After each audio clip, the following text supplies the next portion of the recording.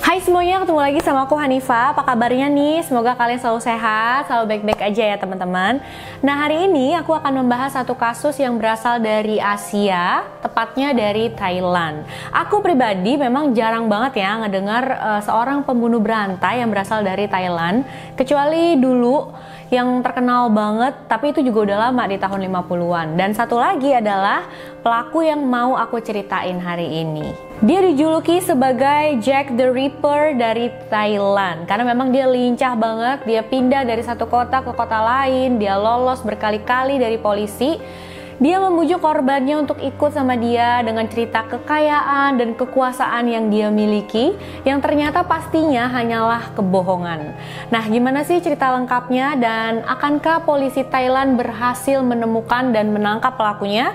Tanpa basa-basi lagi, langsung aja yuk kita bahas.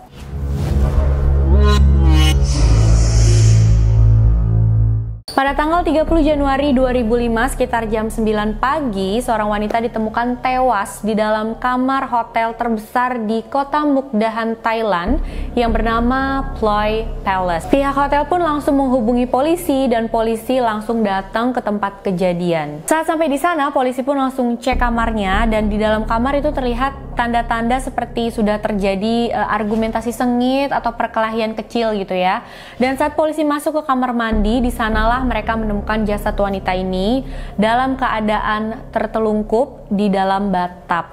Dan setelah dibalik, di leher wanita itu ada luka lebam yang sepertinya bekas cekikan menggunakan tangan. Jadi polisi menduga kalau pelaku sudah mencekik korban itu sebelum akhirnya mengikat dan mendorong masuk korban tersebut ke dalam air. Di dalam kamar, tim forensik menemukan gumpalan rambut dan sidik jari. Lalu hasil autopsi menunjukkan ada cairan sperma di jasad wanita tersebut, tapi dipastikan itu bukanlah pemerkosaan. Motor dan HP korban juga tidak bisa ditemukan oleh polisi di sana, jadi kemungkinan ya dibawa sama pelakunya. Jadi kepolisian Mukdahan pun mulai melakukan investigasi pembunuhan. Nah, salah satu petugas keamanan hotel datengin polisi. Dia bilang, "Pak, semalam aku nganterin seorang tamu pria ke sebuah bar karaoke gitu deket-deket sini. Bisa jadi itu tersangkanya nggak sih, Pak?" gitu kan. Akhirnya polisi, "Oh gitu, oke, sekarang kita samperin deh ke sana." Akhirnya polisi pun datanglah ke bar karaoke itu. Di sana mereka menyuruh beberapa karyawan dan manajer bar tersebut untuk datang ke hotel dan mengidentifikasi jasad wanita tersebut. Bener nggak sih ini salah satu karyawan yang bekerja di bar itu? Setelah mereka melihat jasad wanita itu, mereka langsung bilang sama Pak Polisi, "Oh iya Pak, bener Pak, ini teman kami, dia salah satu karyawan di bar tempat kami bekerja. Namanya adalah Waruni Pimpabutra, umurnya 25 tahun, dia bekerja di bar itu untuk membantu keluarganya, membiayai keluarganya. Dia punya 5 adik, dan kelima adiknya itu dia semua yang biayain, orang tuanya juga dia yang biayain. Jadi dia adalah tulang punggung keluarga ya." Waruni ini dikenal sebagai orang yang ceria sama teman-temannya. Dia jarang banget mengeluh walaupun hidupnya dia susah, sulit, tapi dia selalu bersemangat. Dia sering banget cerita ke teman-temannya, "Aku pengen nabung nih untuk beliin adik-adikku motor." Karena setiap harinya kelima adiknya tuh harus jalan sejauh 5 km untuk bisa sampai ke sekolah. Jadi dia pengen beliin motor satu lagi gitu kan ya, buat adik-adiknya bisa pakai. Karena dia adalah tulang punggung keluarganya, jadi selain menjadi penyanyi di bar tersebut, dia juga sesekali akan menjadi pramuria gitu ya. Kalau misalkan ada tamu-tamu yang minta ditemenin sama dia, ya dia mau menerima tawaran itu. Waruni terakhir terlihat pada malam sebelumnya di dalam bar tempat dia bekerja. Jadi malam itu pria tamu hotel dan petugas keamanan hotel Ploy Palace itu datang kan ke bar tempat Waruni bekerja. Si pria itu melihat Waruni dan kayaknya tertarik. Dia samperin Waruni, diajak ngobrol sama dia. Pria tersebut mengaku sebagai manajer pencari bakat. Jadi kerjaannya adalah menciptakan penyanyi-penyanyi populer. Tentunya mendengar hal ini pasti Waruni tergiur karena dia berpikir, "Oh, mungkin aja aku juga bisa nih jadi penyanyi populer, aku bisa punya banyak uang dan akhirnya bisa membahagiakan keluarganya, orang tuanya, adik-adiknya." Akhirnya pas bar itu udah mau tutup, Waruni bilang ke bosnya, "Bos, aku mau pulang bareng si pria itu ya," gitu loh. Dan itulah terakhir kalinya Waruni terlihat dalam keadaan hidup oleh bos dan rekan kerjanya. Dari data yang dimiliki hotel, kamar tempat jasad Waruni ditemukan itu disewa sehari sebelumnya oleh seorang pria yang bernama Somkit Pumpuang. Nah, waktu pria ini melakukan reservasi lewat telepon, dia menceritakan hal yang beda lagi nih teman-teman. Dia ngakunya adalah bagian dari kru perusahaan yang sedang melakukan film dokumenter tentang sejarah dan juga segala macam hal-hal tentang kota Mukdahan. Tapi setelah polisi melakukan investigasi lebih lanjut, mereka tidak bisa menemukan perusahaan yang dibilang itu. Mereka juga tidak bisa menemukan kecocokan untuk rambut dan sidik jari yang mereka temukan di tempat kejadian. Karena memang itu kan tahun 2005 ya teman-teman, mungkin emang teknologinya masih sangat terbatas ya. Dan walaupun saksi mata bilang kalau pria tamu Hotel Ploy Palace itu adalah orang yang terakhir terlihat bersama Waruni dalam keadaan hidup, tapi polisi nggak punya petunjuk banyak tentang tersangka mereka itu. Satu-satunya yang mereka punya infonya adalah namanya, yaitu Somkit Pumpuang. Yang mana nama itu adalah nama yang sangat umum di Thailand teman-teman. Jadi banyak banget orang yang menggunakan atau mempunyai nama itu di sana. Nggak ada kamera CCTV juga di sana, dan pria tersebut tidak memberikan kartu identitas apapun saat check-in, yang menurutku memang rada aneh sih ya, karena kan biasanya kalau kita mau check-in pasti kita dimintain kartu identitas, entah paspor atau KTP gitu. Ya, aku juga nggak ngerti gimana dia bisa lolos ya dari bagian itu. Akhirnya polisi memeriksa daftar sipilnya mereka, data-data warganya, tapi seperti yang aku bilang, di satu Thailand itu banyak banget orang yang namanya Somkit Pumpuang. Pencarian sudah berjalan berbulan-bulan, tapi mereka juga belum berhasil menemukan pelakunya. Lalu pada Maret 2005, hampir 2 bulan setelah pembunuhan Waruni, ada sebuah seminar kepolisian diadakan di kota Mukdahan. Polisi dari seluruh kota Thailand itu datang ke sana untuk mengikuti seminar ini. Dan setelah seminarnya selesai, ada beberapa petugas polisi yang ngobrol santai aja sih sebenarnya, ngomongin kasus-kasus yang mereka tangani gitu ya. Nah, salah satunya di sana ada petugas yang menangani kasus Waruni. Dia cerita tuh di sana. Lalu ada petugas polisi yang berasal dari Bangkok. Dia bilang, tunggu, kok kayaknya nama Somkit Pumpuang itu familiar deh di telinga saya, katanya gitu. Dan setelah diingat-ingat, ternyata memang dia pernah beberapa waktu yang lalu dia tuh menangkap satu pria di Bangkok karena melakukan kesaksian palsu dan namanya adalah Somkit Pumpuang. Dia ditangkap karena mengaku tahu siapa yang membunuh gubernur, tapi setelah diselidiki oleh polisi ternyata itu nggak benar, dia nggak tahu gitu loh. Akhirnya dia pun diadili dan diberikan hukuman 6 bulan penjara. Akhirnya setelah petugas polisi itu kembali ke Bangkok, dia langsung cari lagi gitu ya file tentang si Somkit Pumpuang ini. Terus dia lihat ada nih fotonya Somkit Pumpuang, juga ada contoh tulisan tangan dia. Terus di packing lah, dikirim sama dia ke kepolisian Mukdahan untuk bisa dijadikan bukti di sana sebagai petunjuk gitu. Awalnya memang foto dan contoh tulisan tangan itu seperti petunjuk yang sangat menjanjikan ya teman-teman. Tapi sekali lagi mereka tetap gagal untuk menemukan pelakunya. Sementara 700 km dari Mukdahan pada tanggal 4 Juni 2005, seorang wanita berumur 34 tahun yang bernama Pongpan Supchai ditemukan tewas di dalam kamar hotel Wieng Glakor, Lampang, Thailand. Ponsel dan cincin emasnya juga hilang, penyebab kematiannya pun sama, yaitu dengan cara dicekik. Dan dari hasil otopsi menunjukkan kalau dia ini sedang hamil. Polisi Lampang akhirnya menginterview pacar Pongpan Supchai, dan dari pernyataannya dia bilang 2 hari sebelumnya dia mengantarkan Pongpan ke hotel tersebut karena katanya ada seorang eksekutif yang lagi traveling ingin menyewa Pongpan selama 3 hari. Staf hotel juga ingat kalau dia melihat Pongpan bersama pria yang sama. Akhirnya mereka pun membantu polisi untuk membuat sketsa pelaku. Kamar tersebut disewa atas nama Chu Chart King Cow. Mendengar berita ini, kepolisian Mukdahan pun langsung berpikir, wah ini kasusnya mirip banget nih sama kasusnya Waruni. Akhirnya dia pun menghubungi kepolisian Lampang. Dia kirimkan segala macam bukti atas kasus Waruni gitu ya ke kepolisian Lampang, juga foto dan contoh tulisan tangan Somkit Pumpuang. Karena mereka berpikir, aduh bisa jadi ini pelaku yang sama gitu.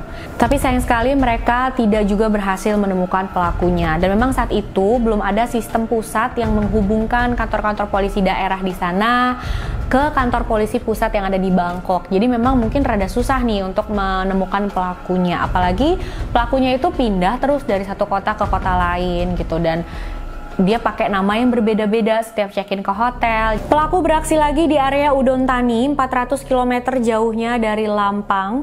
Jadi pada tanggal 19 Juni 2005, seorang wanita bernama Porntawan Pangkabutra yang berumur 37 tahun, profesinya adalah seorang pemijat. Dia ditemukan tewas di dalam kamar hotel yang salah satu hotel terbaik di sana. Penyebab kematiannya juga sama dengan cara dicekik sebelum dia dimasukkan ke dalam batap yang penuh air. Barang-barang pribadinya juga sudah diambil oleh pelaku karena tidak ditemukan di tempat kejadian. Pelaku check-in menggunakan nama yang berbeda lagi, pastinya untuk mengecoh polisi gitu ya teman-teman. Tapi kali ini dia terekam oleh CCTV. Di dalam rekaman CCTV itu terlihat pelaku memakai celana jeans, pakai kaos warna putih dan biru, pakai jaket berwarna terang, sedangkan korban mengikuti dia dari belakang dengan baju berwarna putih, pakaian warna putih, pakaian yang sama yang ditemukan dekat jasadnya. Membawa foto pelaku, kepolisian Udon Thani pergi ke rumah korban, tapi sebelum ke sana mereka mampir dulu di panti pijat tempat Porntawan bekerja. Setelah diperlihatkan fotonya sama polisi, mereka dengan cepat mengingat pria tersebut sebagai pelanggan kaya raya, mengaku sebagai penambang berlian yang membawa Porntawan ke hotel dekat situ. Mereka menginap 2 hari di sana sebelum akhirnya pergi ke Udon Thani. Rekan kerjanya juga bilang kalau Porntawan memakai perhiasan emas dan juga membawa handphone saat pergi bersama pria tersebut. Tapi polisi tidak menemukan perhiasan ataupun handphonenya Porntawan di tempat kejadian. Jadi saat itu polisi menduga kalau mungkin aja nih pelaku melakukan ini sama Porntawan untuk mendapatkan emas, untuk mencuri emas. Tapi yang bikin bingung juga nih teman-teman, kenapa pelaku harus membawa Porntawan sejauh 1 jam perjalanan gitu ya, baru merampok dia. Polisi juga masih bingung juga sebenarnya saat itu. Akhirnya kepolisian Udon Thani mengirimkan rekaman CCTV pelakunya itu ke divisi kriminal pusat yang ada di Bangkok.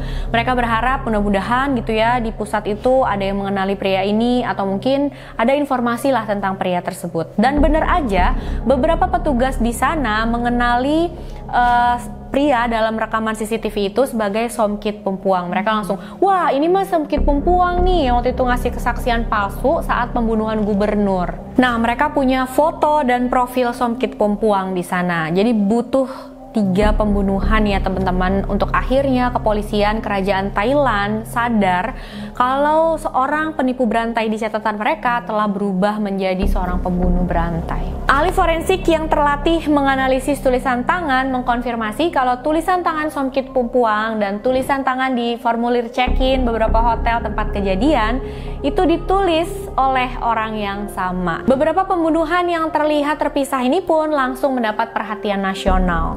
Sementara polisi mencari keterkaitan antara Somkit dan 3 pembunuhan itu, Somkit Pumpuang beraksi lagi di kota lain. Sekitar tengah malam pada tanggal 19 Juni 2005, Somkit datang ke sebuah panti pijat di kota Nakhon Ratchasima, Thailand. Di sana dia mendekati seorang wanita pemijat yang bernama Sompong Pimporn Pirom. Seperti biasa, Somkit pura-pura jadi orang kaya, dia menawarkan hal-hal manis untuk korbannya, sampai akhirnya dia berhasil memujuk Sompong untuk menemani dia selama 3 hari. Dan akhirnya mereka menginap di salah satu hotel yang mewah di sana. Tapi 2 hari kemudian, Sompong ditemukan tewas di Buriram, 135 km jauhnya dari Nakhon Ratchasima.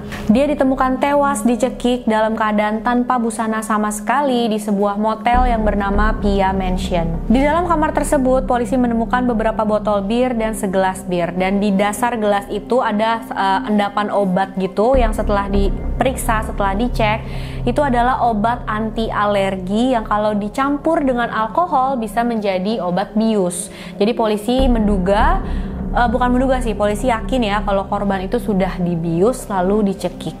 Waktu, jarak, dan kebetulan yang aneh ini sekali lagi membuat polisi di sana tidak yakin akan keterlibatan Somkit dalam pembunuhan tersebut. Kepolisian Buriram salah mengira, mereka malah mencurigai suaminya Sompong sebagai pelaku karena di selimut kamar tersebut ditemukan 2 nomor telepon, yang satu nomor telepon Sompong, yang satu nomor telepon suaminya. Udah gitu, pembersih kamar di hotel tersebut yang menemukan jasad Sompong diliatin ya sama polisi foto suaminya Sompong. Nih kamu lihat deh coba foto ini.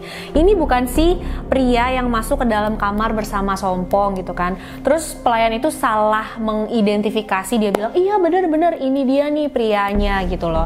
Jadi dia mengkonfirmasi kalau pria itu adalah suaminya Sompong. Dan ini memang kebetulan yang aneh lagi nih teman-teman. Jadi wajah Somkit dan wajah suaminya Sompong itu mirip. Sementara itu kepolisian pusat masih terus melanjutkan pencarian untuk Somkit Pumpuang. Dia sudah menjadi buronan nasional. Fotonya dia tuh disebar kemana-mana. Ada poster juga yang ada fotonya dia. Panti pijat, bar, dan hotel itu diingatkan untuk berhati-hati sama Somkit. Karena memang dia itu di riwayat kejahatannya sebelum melakukan pembunuhan-pembunuhan ini, dia sudah menjadi penipu berantai, dia sudah melakukan pencurian kecil-kecilan, dan dia nggak punya kerjaan tetap memang. Dan Somkit Pumpuang juga melakukan pembunuhan lain. Jadi 10 hari sebelum pembunuhan Buriram ditemukan, dia membunuh seorang wanita yang bernama Patchari Amataninran yang berumur 39 tahun hingga tewas di sebuah kamar hotel mewah di sana.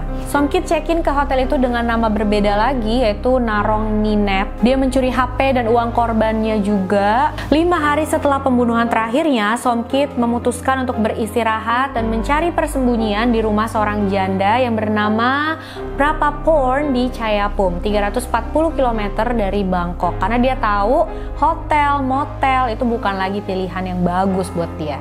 Prapaporn adalah seorang supir tuk-tuk. Mereka bertemu saat Somkit memakai jasa tuk-tuk Prapaporn. Dan akhirnya ya seperti biasa Somkit mengambil hati wanita ini. Mereka akhirnya pacaran. Sampai Prapaporn itu mengenalkan Somkit ke ayahnya loh. Ayahnya dan Somkit itu lumayan dekat. Malahan hal inilah, kedekatan mereka lah yang bakalan membawa Somkit untuk akhirnya tertangkap sama polisi.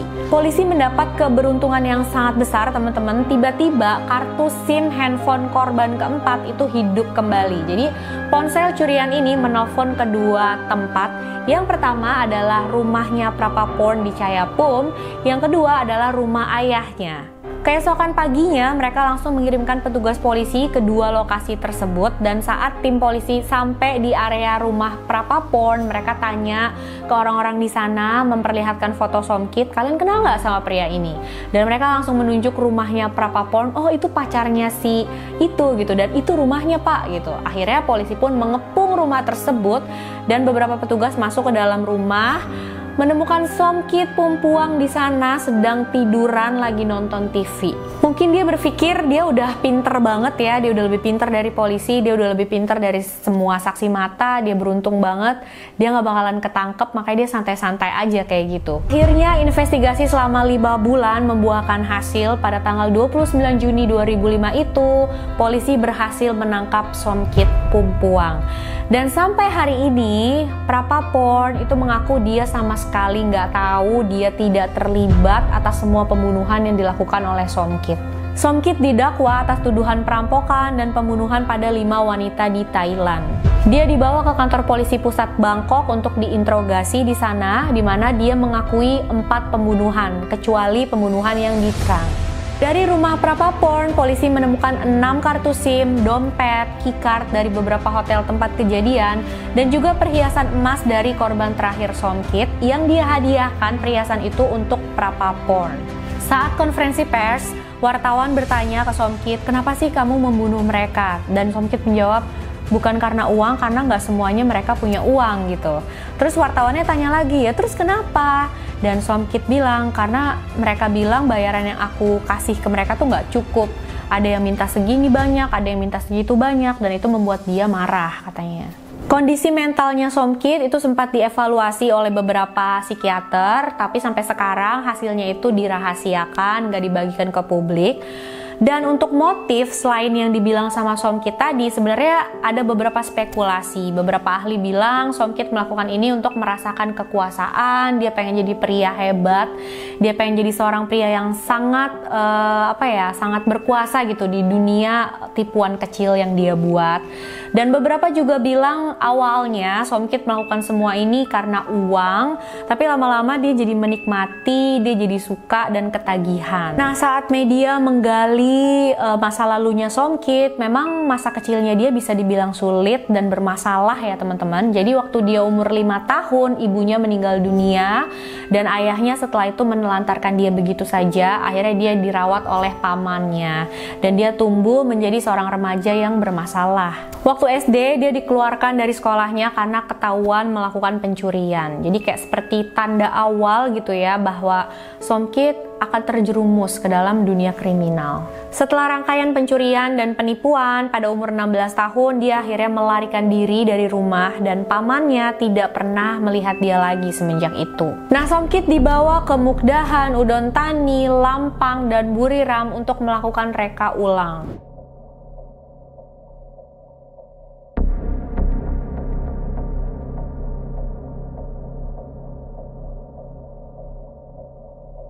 Somkit Pumpuang lolos dari hukuman mati karena dia telah mengakui kejahatannya dan dia juga kooperatif selama masa pengadilan.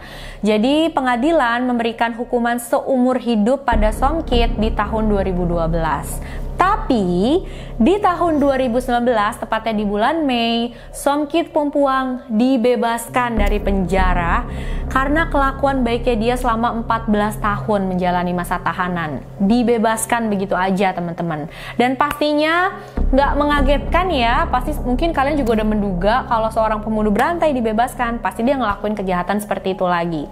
Dan itulah yang terjadi sama Somkit. Setelah keluar dari penjara, dia melakukan pembunuhan lagi. Korbannya adalah seorang wanita berstatus janda yang bernama Ratsami Mulichan, 51 tahun. Profesinya adalah seorang pembersih di hotel. Jadi mereka berdua tuh bertemu di Facebook. Somkit mengaku sebagai pengacara sukses yang sudah menangani kasus-kasus di seluruh Thailand. Lalu setelah hanya 1 bulan chatting-chattingan, akhirnya Somkit bilang sama Ratsami, aku mau pindah, mau ketemu sama kamu, aku mau pindah dong ke rumah kamu gitu loh, aku tinggal bareng sama kamu ya. Dan Somkit juga menjanjikan ingin membelikan mobil pada Ratsami. Ratsami pun setuju dan hubungan mereka meningkat dengan sangat cepat setelah itu. Ratsami bilang ke anak dan tetangganya kalau dia mau menikah dengan Somkit di tanggal 15 Desember 2019. Tapi saat harinya tiba, Somkit nggak bisa memberikan mobil yang dia janjikan. Akhirnya Ratsami tanya-tanya dong, mana mobilnya? Kamu katanya mau beliin aku mobil. Karena Somkit nggak bisa dan kelihatan mungkinnya di situ Somkit berbohong segala macam. Akhirnya Ratsami pun bilang, udah kita putus aja deh, kamu pergi dari rumah aku, kita pisah aja. Mendengar ini, Somkit marah besar, dia langsung mencekik Ratsami hingga tewas, lalu dia pergi dari sana. Nah, saat polisi datang ke rumahnya Ratsami ngelihat jasadnya dia, nah di dekat situ ada handphone dan di dalam handphone itu ada pengakuan dari Somkit. Jadi mereka tahu itu adalah perbuatan Somkit. Akhirnya mereka pun melakukan pencarian lagi nih sama Somkit Pumpuang. Sekali lagi Somkit Pumpuang menjadi buronan nasional di Thailand. Nah, fotonya Somkit udah ada di mana-mana kan ya, di TV, di media-media, koran dan poster juga ditempel di mana-mana di tempat umum. Nah, pada hari itu sepasang kekasih naik kereta dan dia memperhatikan di depannya tuh ada seorang pria yang mencurigakan, pakai topi tapi topinya tuh diturunin gitu ya sampai mukanya ketutup, pakai jaket segala macam. Dan si wanita itu memperhatikan dan dia sadar, kayaknya itu kok mirip sama Somkit Pumpuang gitu loh. Dia sempat ngelihat fotonya Somkit di poster yang ditempel di tempat umum sama polisi. Akhirnya dia bilang nih sama cowoknya, ini kayaknya dia Somkit Pumpuang deh, bener gak sih gitu. Terus cowoknya ikut perhatiin dan cowoknya ini melihat ada tanda luka gitu di keningnya Somkit. Dan itu membuat pasangan ini yakin kalau itu adalah Somkit. Jadi di foto yang dia lihat itu memang ada tanda luka yang ditekankan sama polisi. Ini ada tanda luka kayak gini gitu. Akhirnya mereka berdua pun menghubungi kepolisian. Dan kepolisian setelah mendapat informasi ini pastinya langsung datang ke pemberhentian kereta berikutnya. Dia sudah menunggu di sana. Dan saat kereta berhenti, petugas itu langsung masuk ke dalam kereta dan menangkap Somkit Pumpuang. Untung aja bisa ketangkap dengan cepat ya teman-teman, sebelum banyak lagi korban yang berjatuhan, walaupun udah ada satu lagi nambah gitu korbannya. Dan emang katanya penjara di Thailand itu isinya padat banget teman-teman, dan kebanyakan dari mereka itu adalah para penjahat kriminal yang berhubungan dengan narkoba. Oke, itu dia kisah kita untuk kali ini teman-teman. Jangan lupa tulis apa pendapat kalian tentang kasus ini ya. Aku pengen banget tahu karena memang aku yakin banget banyak pendapat yang berbeda dari kalian tentang kasus ini. Kasus ini benar-benar menarik sih. Makasih udah nonton videonya sampai akhir. Jangan lupa like, subscribe, dan share video ini sebanyak-banyaknya. Dah.